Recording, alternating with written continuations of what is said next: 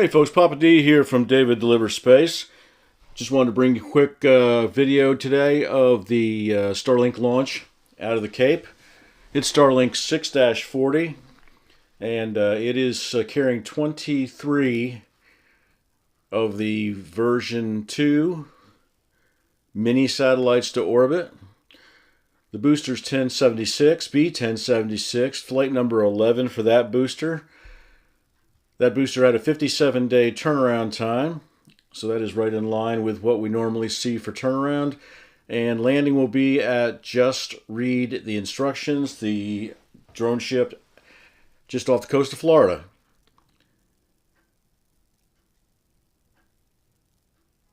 And looks like we are on time. We're going to start the feed here very shortly from SpaceX. And we're planning on doing some live work, but in Florida today, and as you'll see from the feed, it is extraordinarily cloudy today. We're expecting some rain to come through, so I think we're probably beating this launch time.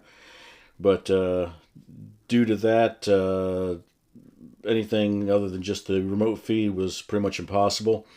And it's my understanding that we may have a trifecta on our hands today. Both Russia and China have launched today on this 29th day of February. And if we send SpaceX sends up the Starlink mission today, that'll be a three-nation trifecta on the 29th, which is pretty awesome. So we're going to cut over here to the feed, and we should be able to pick this up very quickly. And we will stand by for that feed to come through. Should be just momentarily.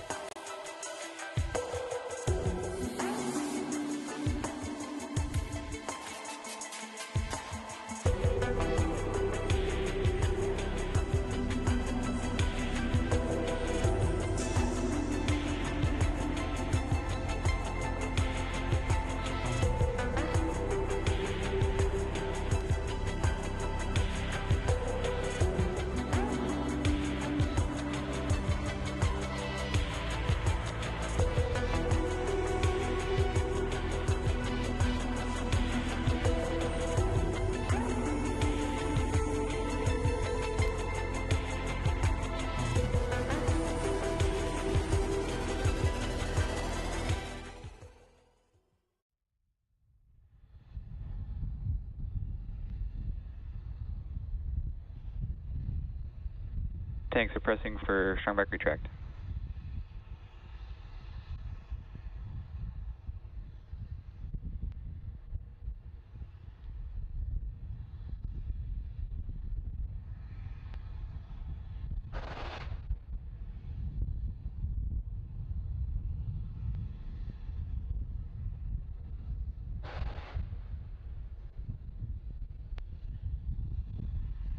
Strong back retract has started.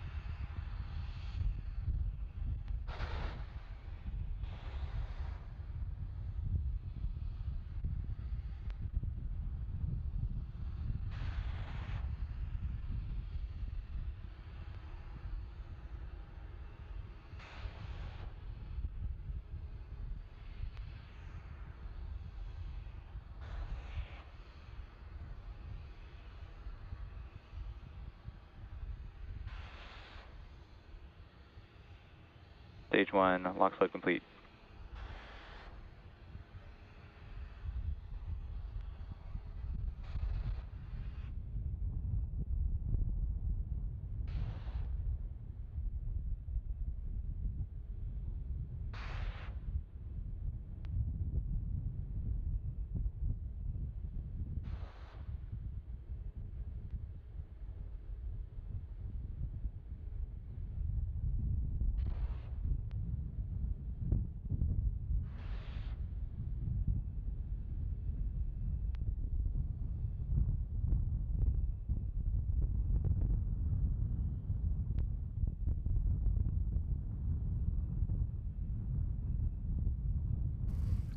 All right, everybody.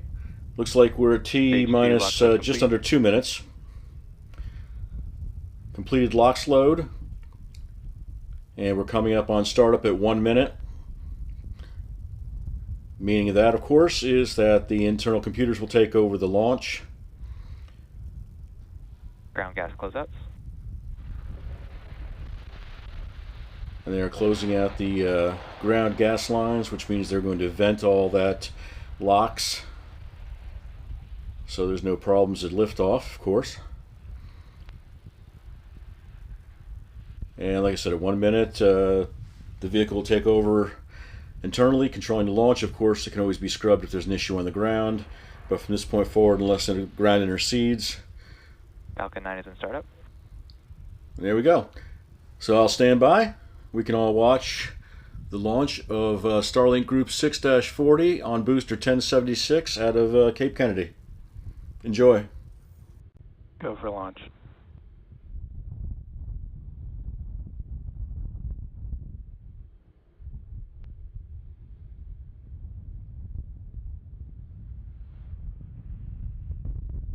T minus 30 seconds.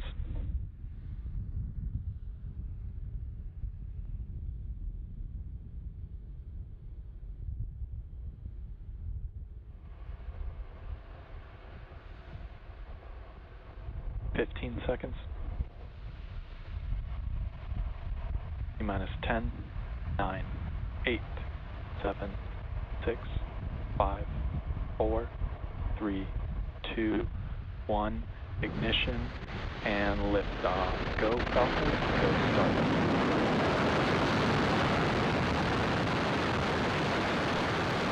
All right, and we do have liftoff. As you can see, it is a very Engine chamber pressure overcast day.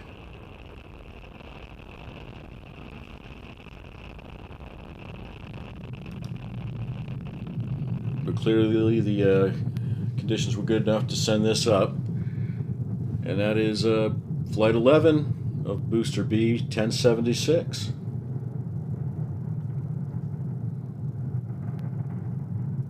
Coming up quickly Power and telemetry nominal. on max Q. That's the point of maximum aerodynamic pressure on the vehicle. Vehicle supersonic.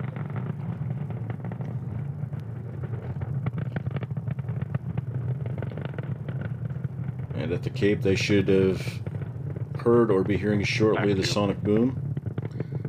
There is max Q.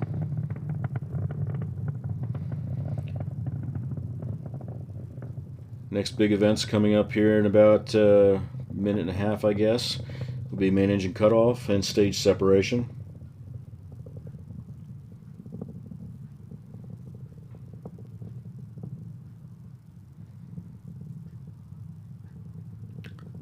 Looks like everything is nominal, running straight. Straight considering it's heading down, it's peaking down range. Never gets old watching these things, folks. I know everyone looks like the last one, but it's just a fun time to be around to observe these things. And we enjoy carrying as many of these launches as we can. We've got a call, we're nominal across the board.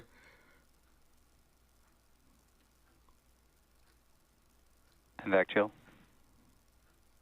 And there's running a little bit of liquid oxygen through the MVAC engine through the pumps.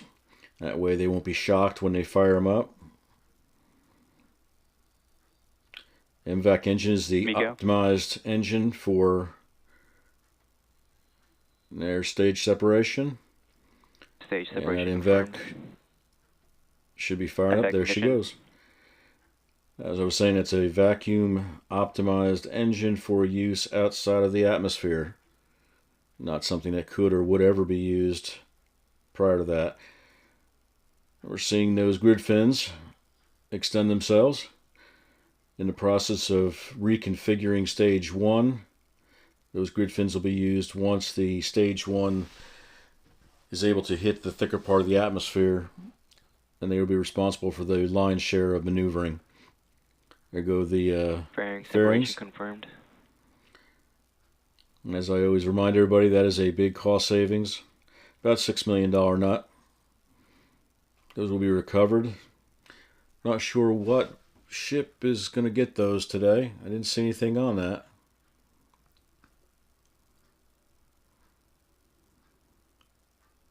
Yep, nothing today about the ship on the release. But the recovery ship is just read the instructions.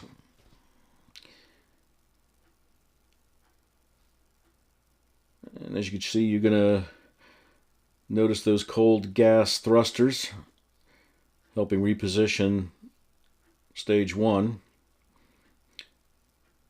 placing it in the right orientation so it can begin its re-entry.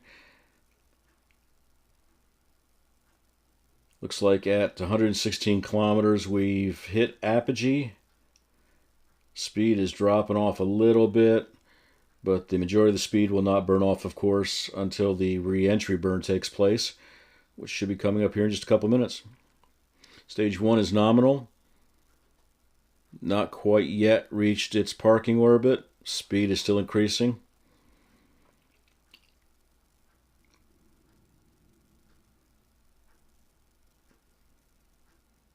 Still gaining a little altitude yet from the liftoff momentum on stage 1. Or speed, I meant, not altitude. Altitude's dropping off. Speed's still ticking up just a little bit.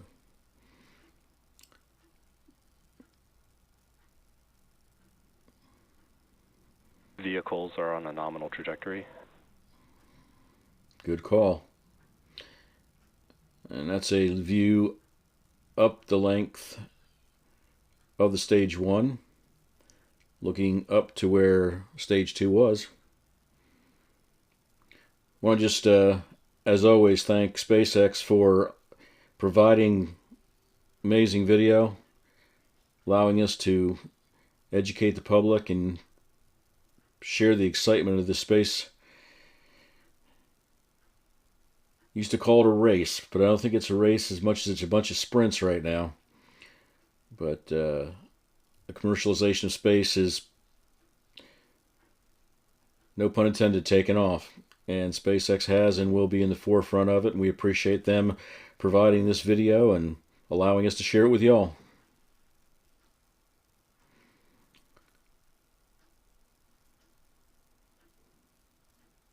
Coming up Stage 1 on that anti-gas entry is burn. Stage 1 entry burn startup. There we go.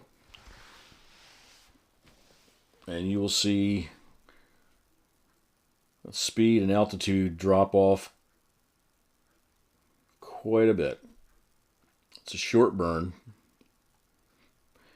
Only 3 of the 9 engines. Stage 1 entry burn shutdown. Stage There 2 we go. FPSS saved. And those flight termination systems are saved. Those are the systems that would be invoked automatically by the rocket or by the ground if need be in the event that an unsafe condition existed and they expected a problem with the vehicle coming back, populated area, just gets out of control. They save those before landing, of course, so there's no chance of an issue with that. Coming up under about 15 miles from the recovery vessel. Speed's coming down pretty heavy. Should be on the ground here just a few seconds. Probably won't be seeing just read the instructions till close to the last second, just because of the cloud cover. Stage 1 transonic. All right, going through transonic now, going subsonic. Those grid fins are working hard.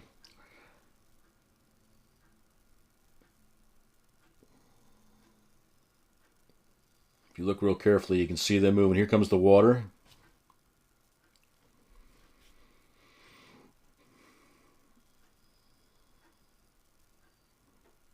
And we should be lined up for that dog leg to bring it right there. Stage 1 landing burn. You got one engine for the landing burn. It'll power up. And here comes, just read the instructions. Right on cue. Stage 1 landing leg deploy.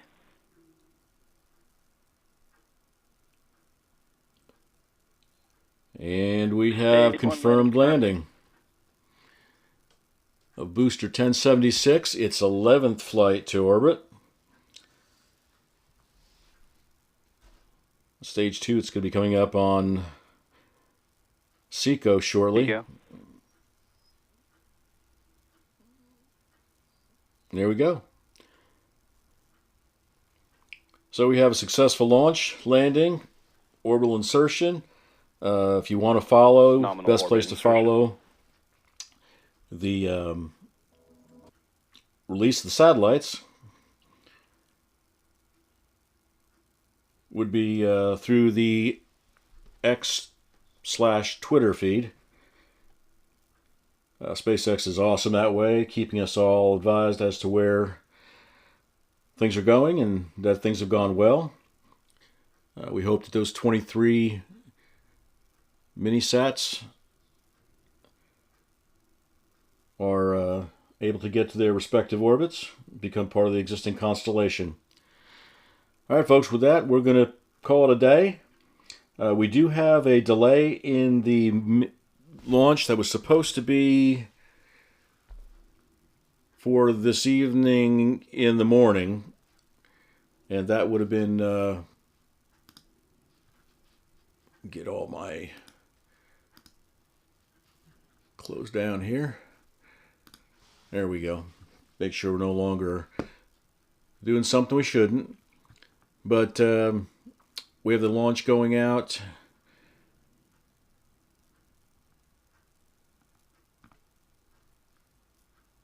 there we are. And sorry for that delay. I just had a few things here I had to close out for the stream.